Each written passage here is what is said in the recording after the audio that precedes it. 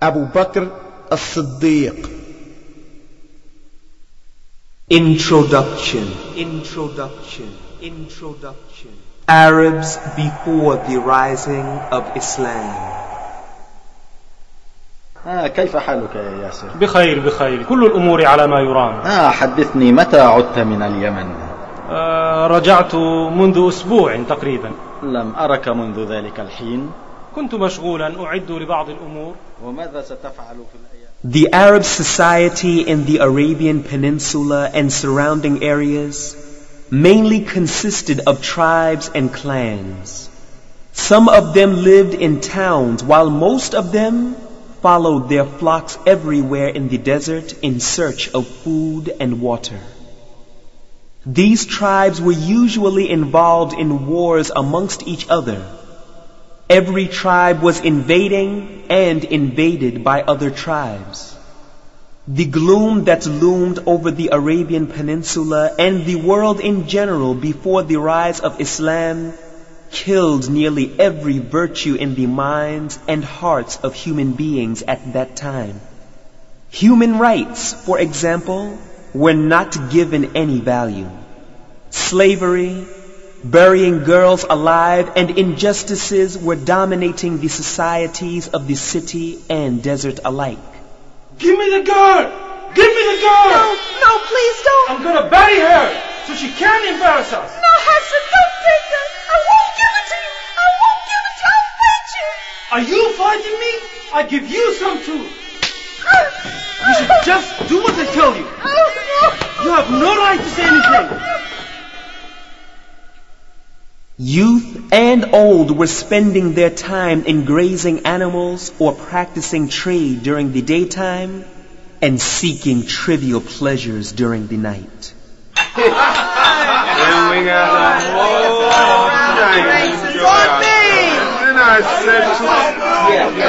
can party all night. The guidance brought by previous religions was absent from the life of people.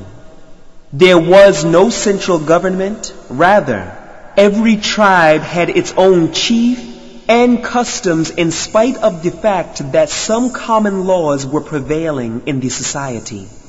The people of Arabia were largely idol worshippers.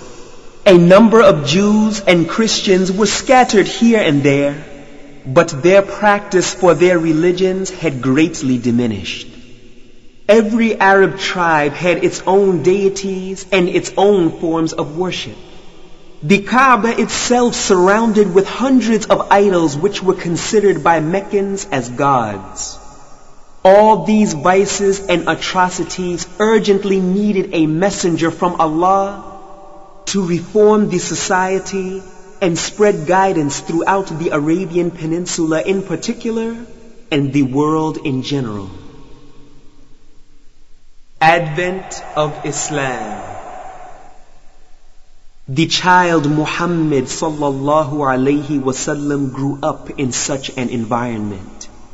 When he became a young man, he kept himself away from the evils and vices of the day. Like other youth, he used to graze his uncle's flocks.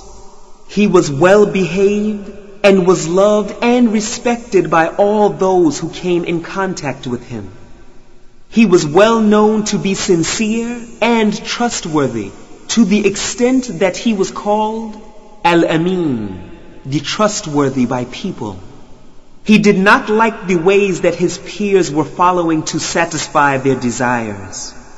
He even could not bear the idea to stand before any idol pleading for help. He sometimes engaged in trade on behalf of wealthy men. It is well known that he visited Damascus twice before he was commissioned with the message of Islam. On the way there, many signs of his prophethood were seen by his companions and even monks living in isolation. When he was 25 years old, he married a wealthy woman who preferred him to the chiefs of the Quraysh. At the age of 40, he was blessed by Allah with prophethood. He started preaching the new religion to his close relatives as ordered by Allah. After 3 years of calling to Islam, he was ordered by Allah to preach Islam in public. He met hard opposition and cruel oppression, especially by his tribesmen. This call that Muhammad is making is ruining our society, ruining everything. Can't have it! Can't have it! He wants to gather everyone around him and run us out. We will never allow that to happen, even if we have to torture every last Muslim, every last one of them. The Prophet ﷺ spent 13 years in Mecca calling the people of Mecca and its surrounding areas to accept Islam. However, he did not realize much success. He visited some nearby towns like At-Ta'if to preach Islam and to seek protection against oppression. His attempts did not meet success. The Prophet ﷺ changed his way of preaching Islam.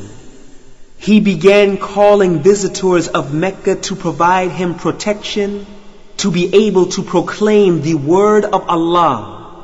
A group of visitors from a town called Yathrib, later named Al-Medina, believed in the message of Islam and pledged to provide the needed protection. The Prophet ﷺ and his companions migrated to Al-Medina.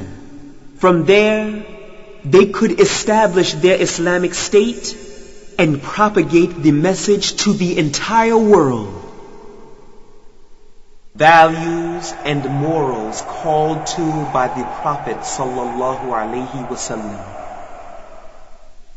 The first thing the Prophet ﷺ called people to was to adopt the worship of one God. He told people that the stones they were worshipping were just stones made by them, and that they did not deserve to be worshipped. These stones were not the real creators of this vast universe. They could not bring their worshippers any good or cause them any harm. The Prophet ﷺ urged people to stop burying their daughters alive. These little girls were given the right by Allah to live, and no one should deprive them of this sacred right.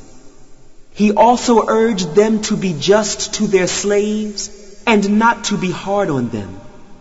He invited various different tribes to stop invading each other and to unite their efforts under the banner of Islam to become a real nation. He also preached against all vices and evils that were spreading amongst the people. Followers of Islam.